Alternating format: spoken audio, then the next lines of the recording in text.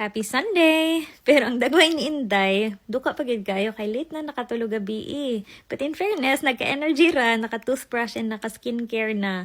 And especially sa UK weather no, na makadry gid siya og skin, it's important na magbutang taog moisturizer and sunscreen para healthy and glowing gihapon na atong skin. Fit check, winter na diri, so tugnaw na 9 degrees. So mag-double layer ta. Comfy lang, pero dapat dili pa tatugnawon o dili mo kirig sa gawas, no? So, maglakaw lang ko mga 15 to 20 minute walk to church, but nagdala lang ko extra jacket just in case. But, mao na sad ni akong exercise, no? Kay usahay lang gid ko makagawas sa balay kasi it's usually gloomy or uwan diri. So, di ka ganahan mo gawas. May gani karon kay ni gawas ang adlaw. So, it's a Sunday, nisimba ko, and then, mo ni ilahang bilin, nice kaayo sa kilid. And, pakita na ko ang ilahang Catholic Church, Olem ang ngalan. And then, naglibot-libot sad ko sa town center, people watching, and then, mauni siya ang one of the chapels sa colleges sa Cambridge. Sa akong paglibot-libot, no, gigutom na gid ko. And I was craving for Filipino food. So, nag-decide ko na moadto sa Kanto Filipino Bakery. But as in, lipay kaayo ko today kay nigawas gyud ang sun. But also, if nakadiri, di nakakainhanglan mag-makeup. Like, magawas na ka 5 minutes, pink na imong cheeks. So, wala siya.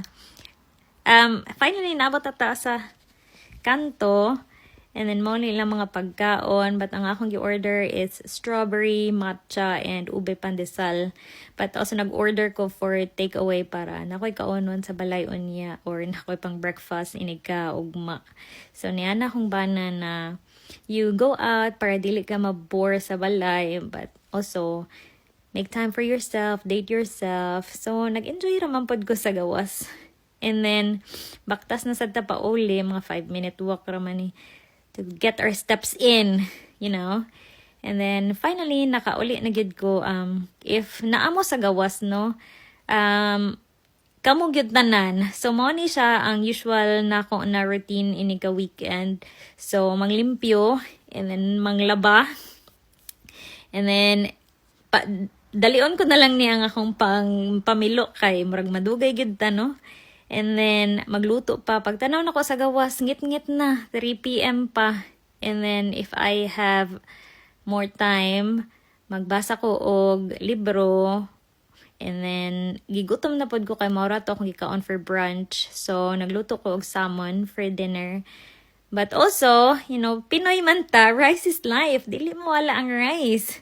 But also, nagulat ko ni Bebo ani because we usually do our movie dates sa weekends kay mo na iyahang days off. So we had our movie date yesterday but we decided to have another one today. You know, quality time, that's important especially for a long distance relationship. So, maura to siya. I hope you also had a happy Sunday with your family. Until next time, bye!